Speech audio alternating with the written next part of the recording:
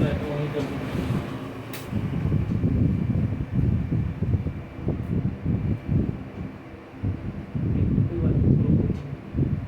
हम लोग दो क्वालिटेटिव प्रॉपर्टीज ऑलरेडी पढ़ चुके हैं, आज पढ़ेंगे तीसरा। कौन सा? freezing point of तीसरा क्वालिटेटिव प्रॉपर्टीज है depression in freezing point. Freezing point.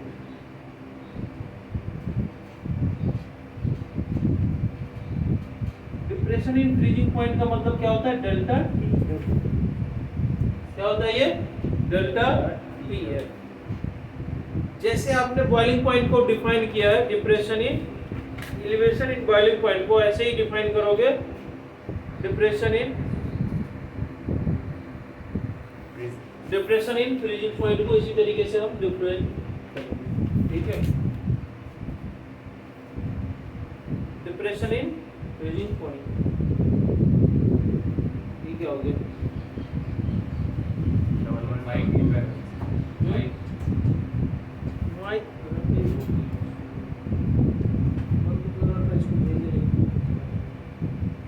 इसमें ना बिना माइक का ही यहाँ पे आ जाता है, और सब कोचिंग में दिक्कत होती है। ड्यूरेशन बढ़ा दिया। मैं इतना नजदीक में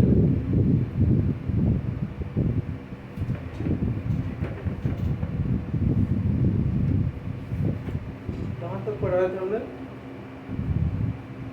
देखो, in the presence of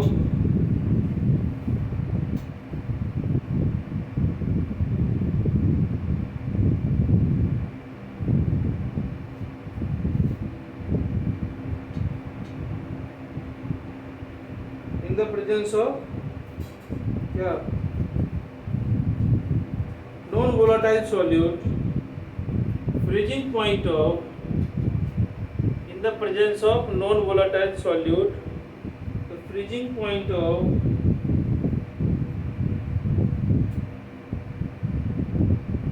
solution is less than freezing point of solution is less than freezing point of pure solvent.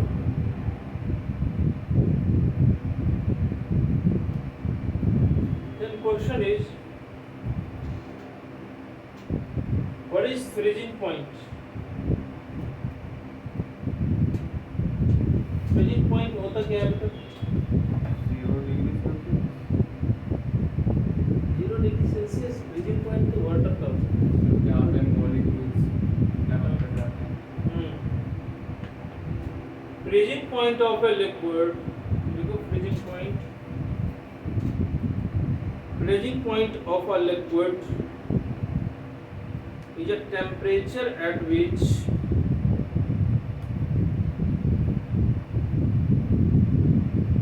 the vapor pressure of solid solvent and liquid solvent are equal. That is, solid solvent and liquid solvent are in equilibrium. देखो, vapour pressure से होता है। freezing point of a liquid is the temperature at which the vapor pressure of solid solvent and liquid solvent are equal.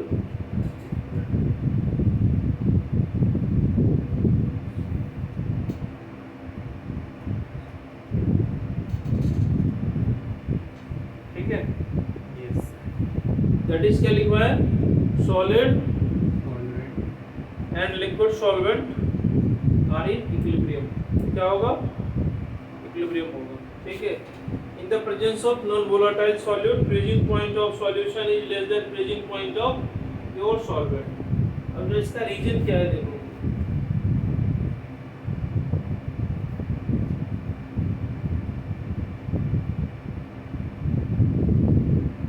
चलो एक ये भी लिख लो, the difference in freezing point of pure solvent and freezing point of solution, the difference in freezing point of pure solvent and freezing point of solution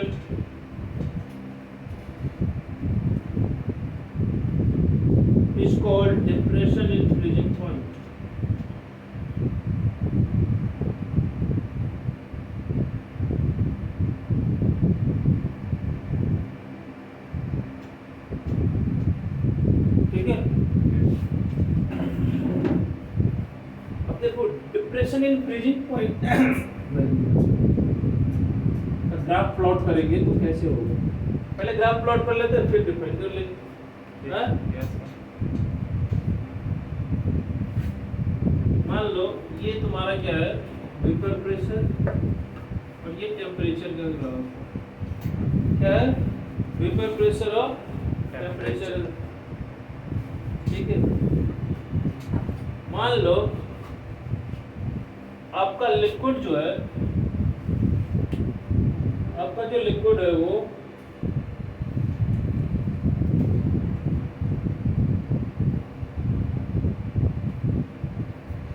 देखो किस temperature पे क्या हो रहा है, मानने में कोई पैसा तो नहीं लग रहा है ना, नो सर किसी का पैसा खर्च रहा हो तो बोलो। ये टी नोट एफ मान लो, क्या है ये, freezing point of pure solvent है, ठीक है। यस और दूसरा क्या है, ये मान लो सॉल्यूशन, क्या है, सॉल्यूशन, ठीक है। ऐसे नहीं उल्टा बनता है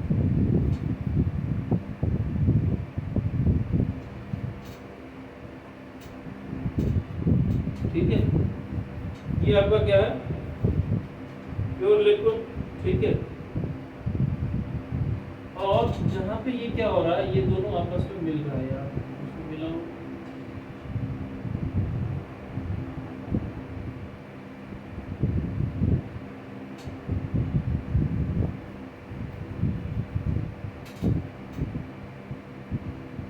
ठीक है, ठीक है। यस हाँ? इस टेम्परेचर को बोलेंगे टी नोट सॉल्यूशन, ठीक है। पीएफ हो जाएगा ना सर टी एफ, हाँ मान लो, ठीक है, टी एफ हो जाएगा, ठीक है। ये है तुम्हारा सॉल्यूशन। जब हम उसमें क्या कर रहे हैं, सॉल्यूट डाल रहे हैं, ठीक है। यस ये जो इन दोनों के बीच का फेज आया, ये है सॉलिड सॉल्वेंट, क्योंकि यहीं से क्या हो रहा है, वो फ्रीज होना स्टार्ट हो रहा है। देखते हो वाटर क्या होता है, तुरंत फ्रीज नहीं होता है, क्या होता है, समय लेता है समय लेता है। सर इससे टेम्परेचर बढ़ रहा है घट रहा है टेम्परेचर इधर बढ़ रहा है, ठीक है। टेम्परेचर इधर क्या हो रहा है, बढ़ रहा है, ठीक है। तो इसको क्या बोलेंगे, डेल्टा टी एफ, क्या बोलेंगे, डेल्टा टीएफ इन दोनों के बीच को बोलेंगे delta T F. Delta T F क्या होगा, T naught F minus T F, ठीक है। ये क्या है, freezing point of, pure solvent freezing point of pure pure solvent, and this is the freezing point of solution freezing point of solution. This is freezing point of solution. Note कर लो। और experimentally ये देखा गया, सुनो जब, delta T F is directly proportional to m, यानी molarity. तो delta T F यहाँ से क्या होगा, एक कांस्टेंट आएगा के एफ इंटू एम। इस के एफ को बोलते हैं molar freezing point depression constant, क्या बोलेंगे, molar freezing point molar molar freezing point depression constant, ठीक है। या और इसको क्या बोलते हैं, क्रायोस्कोपिक कांस्टेंट, क्रायोस्कोपिक कांस्टेंट, क्या बोलेंगे, क्रायोस्कोपिक कांस्टेंट। इसमें लिखा होगा,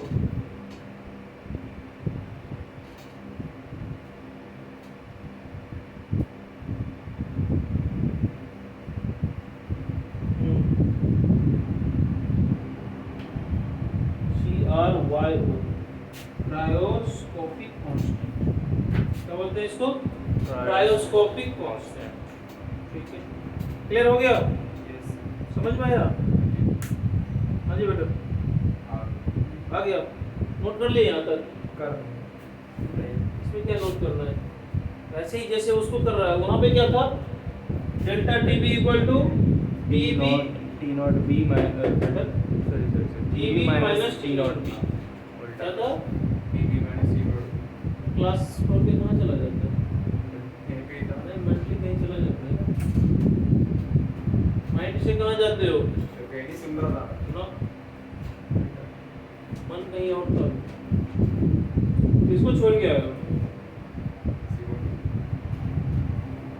मन यहाँ लगाओ ना। देखो सरस्वती माता की फोटो है, देख रहे? प्रणाम करो, बोलो गलती किया हूँ, बोलो ना गलती किया हूँ। अरे मन से यहाँ था ही नहीं इनके पास। हाँ हाँ? हो गया सर। चल।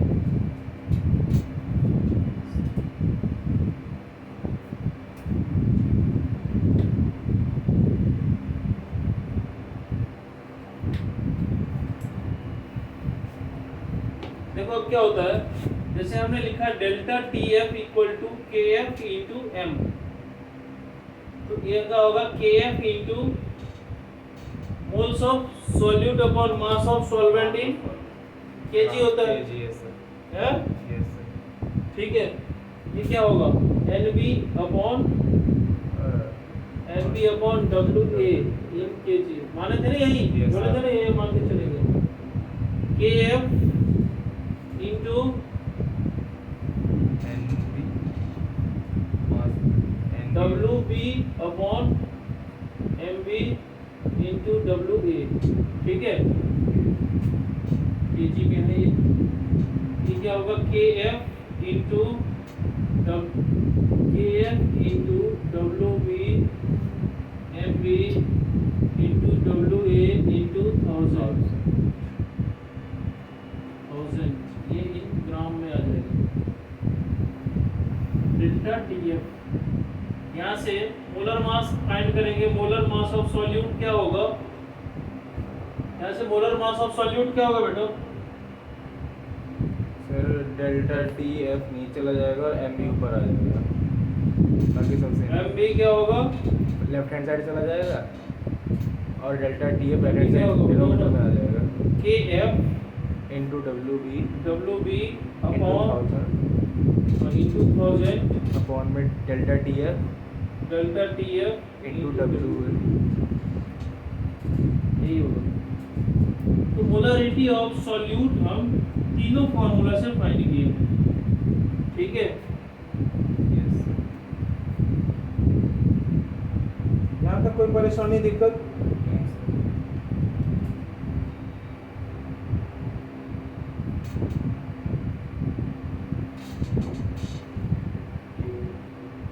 ठीक है, और एक और चीज लिखे यस सर। हाँ? ये देखो जो के एफ होता है तुम्हारा, के एफ क्या होता है? के बी क्या होता था? के भी बॉइलिंग पॉइंट ऑफ कैसे लिखते थे? अच्छा वो equals to R into T naught B का whole R square T naught F का square upon 1000 into L F. वहाँ पे क्या था? L B, latent heat of vaporisation. यहाँ होगा लेटेंट हीट ऑफ फ्यूजन।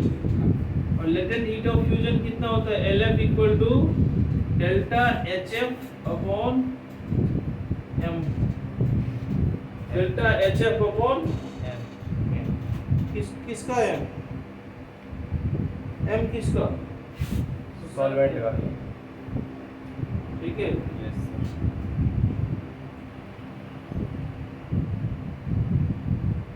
अब इसमें इसको रख दो। तो के एफ इक्वल टू होगा तुम्हारा आर टी नोट एफ का square up into M A upon 1000 into delta H F. this clear or not? Yes, sir. Clear. Is this clear or not? Clear, sir. Clear.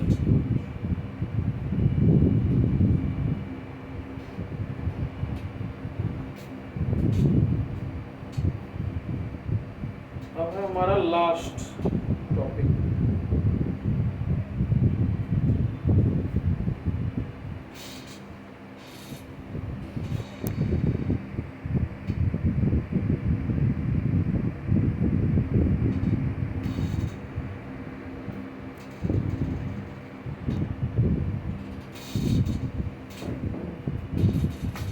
इसके question एक साथ करवाएंगे।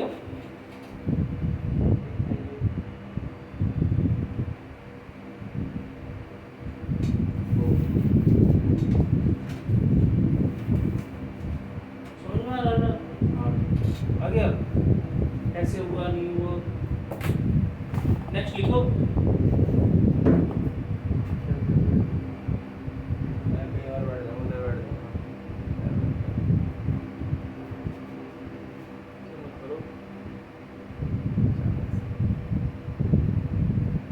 Next देखो,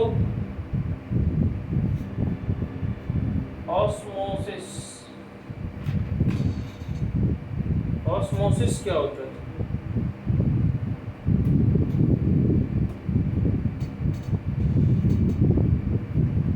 क्या होता है osmosis बेटा?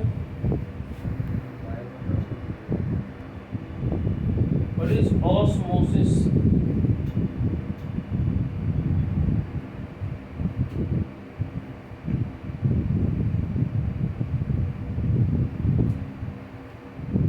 लिखो ऑस्मोसिस इज।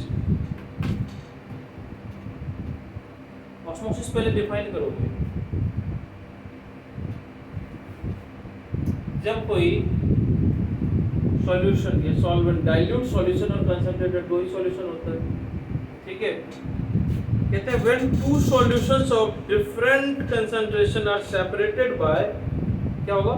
जब दो या दो से अधिक सॉल्यूशन सेमी परमेबल मेम्ब्रेन से सेपरेट होगा, ठीक है। तो क्या होगा? Solvent molecule move from dilute solution to the concentrated solution. जो सॉल्वेंट मॉलिक्यूल है वो डाइल्यूट से कहाँ जाएगा? कंसंट्रेटेड की तरफ। That is called the osmosis. Through semi permeable membrane, ठीक है। समझो पहले, जैसे मान लो मैंने क्या किया, एक बीकर लिया, उसमें एक सेमी परमेबल मेम्ब्रेन लगा दिया। सेमी परमेबल मेम्ब्रेन क्या होता है? ऐसा मेम्ब्रेन जो सिर्फ और सिर्फ सॉल्वेंट मॉलिक्यूल को क्या करे? मूवमेंट करवाए, न कि सॉल्यूट को। सच है, जैसे तुम्हारा चाय पत्ती है, चाय छन्नी होते हैं, चाय को करने वाला, उसमें क्या होता है? लिक्विड पार्टिकल नीचे जाता है, जो सॉलिड होता है वो क्या हो रहा है? रुक जाता है। रुक जाता है। हाँ। तो ऐसे ही सपोज मान लो, ठीक है। और इधर मान लो तुमने डाइल्यूट सॉल्यूशन रखा हुआ है। क्या रखा हुआ है? डाइल्यूट सॉल्यूशन का मतलब होता है जिसमें हम पानिया बहुत अच्छा सॉल्वेंट ज़्यादा है। और इधर क्या रखा हुआ? Concentrated solution. क्या रखा है? Concentrated solution. इधर से जो मूवमेंट हो रहा है डाइल्यूट सॉल्यूशन से किधर की तरफ? Concentrated solution. थ्रू किसके द्वारा? Semi Semi-permeable permeable membrane, SPM के थ्रू। इसके थ्रू? एसपीएम के थ्रू। इसी मूवमेंट को बोलते हैं क्या? ऑस्मोसिस, ठीक है। दो सॉल्यूशन लिया, एक कंसंट्रेटेड है, एक कंसंट्रेटेड है, एक डाइल्यूट है। तो डाइल्यूट मॉलिक्यूल क्या हो रहा है? कंसंट्रेटेड की तरफ जा रहा है, उसी को क्या बोलेंगे? ऑस्मोसिस। अच्छा, इस ऑस्मोसिस को रोकने के लिए हमको एक एक्सटर्नल प्रेशर अप्लाई करना पड़ेगा, उसको क्या बोलेंगे? Osmotic pressure. तो to prevent osmosis there is external pressure is required. That external pressure is called osmotic pressure. समझ में आया? नहीं आया? अच्छा, मैंने ना, अरे यार देखो कितना भूल गया मैं। एक एग्जांपल इसमें, डिप्रेशन इन फ्रीजिंग पॉइंट अच्छा हुआ नहीं बेटा, इसमें एक अच्छा एग्जांपल बताएंगे। अच्छा नॉलेज नहीं है। यहाँ देखो, तुम जो घर में पीते हो पानी, जो कौन सा मशीन लगाते हो उसको क्या बोलते हो? आरओ। आरओ का फुल फॉर्म क्या है? Reverse osmosis. Reverse osmosis. ये इसी ऑस्मोसिस पे ही बेस्ड है। रिवर्स ऑस्मोसिस में क्या होता है? कंसंट्रेटेड सॉल्यूशन से क्या होता है? डाइल्यूट। रिवर्स हो गया ना, कंसंट्रेटेड से हम किधर की तरफ बढ़ रहे हैं? डाइल्यूट की तरफ। इसलिए देखा होगा जब आरओ में पानी प्यूरिफाई होता है तो ऐसा क्या होता है, पानी बाहर भी लीकेज होता है, लेकिन ऐसा वो सारा प्यूरिफाई होके कहाँ चला जाए?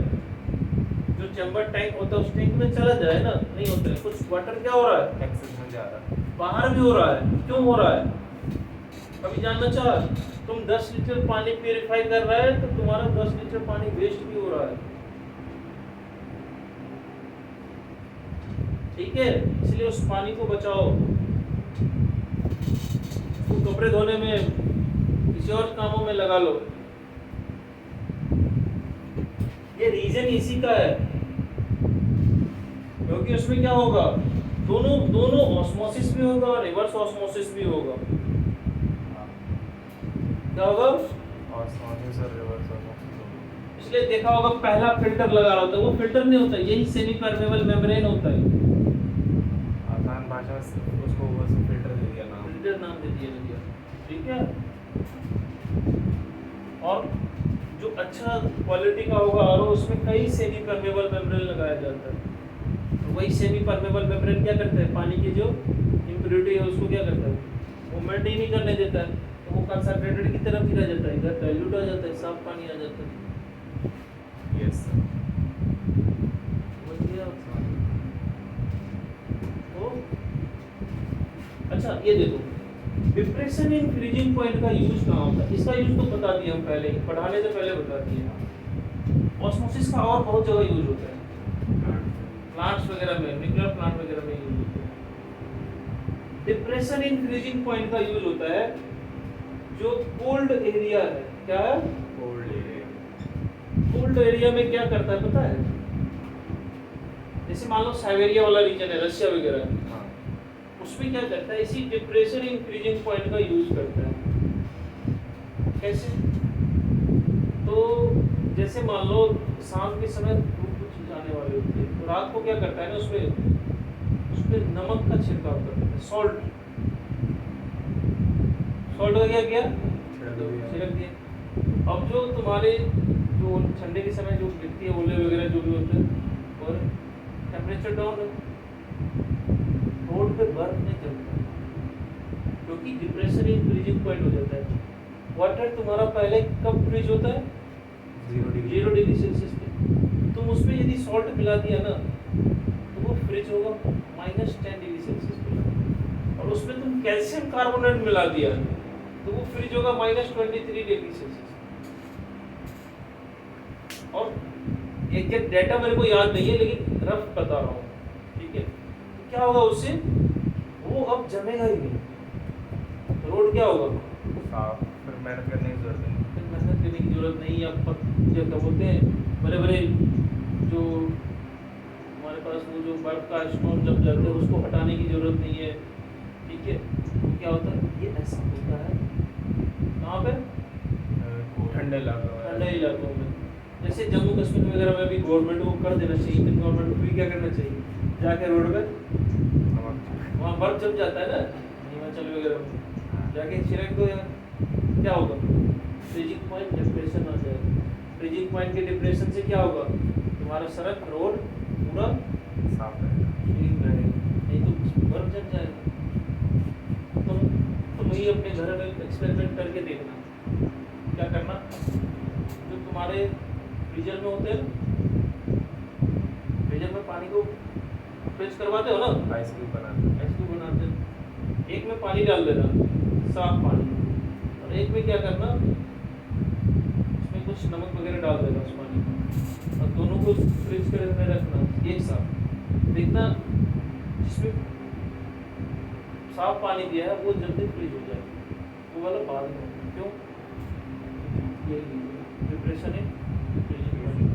जब भी हम कोई सॉल्यूट पार्टिकल डालेंगे तो वो क्या होगा, नॉन वोलेटाइल। और NaCl तो वोलेटाइल है नहीं ना, तो पानी में घुल गया, लेकिन क्या है, नॉन वोलेटाइल है। हाँ? कारण क्या होगा उसका टेम्परेचर फ्रीजिंग पॉइंट? पहले अब वो मान लो पहले -10 डिग्री पे फ्रीज हो रहा था, अब जाके -30, 40, 50 पे जाके होगा, तो आ जाए पड़ जाए कितना ठंडा हो जाए खत्म। ठीक है, डिप्रेशन इन फ्रीजिंग पॉइंट का यूज समझ में आ गया, ऑस्मोसिस का समझ में आ गया, एलिवेशन इन बॉइलिंग पॉइंट का यूज कहाँ होता है?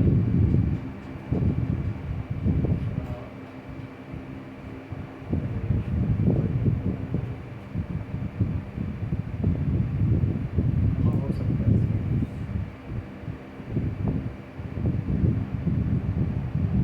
अरे खाना बनाने में, खाना खाता है हाँ? खाना खा लिया, दाल चावल कैसे बनता है? वाटर का बॉइलिंग पॉइंट को इंक्रीज करने से ही ना, पता चले वाटर बॉयल हो गया ना 100 डिग्री पे, तो दाल गलेगा ही नहीं जब।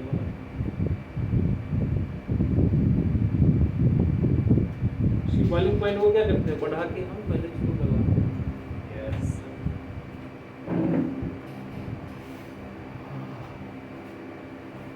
गर्मी लग रही है। देखो ऑस्मोसिस,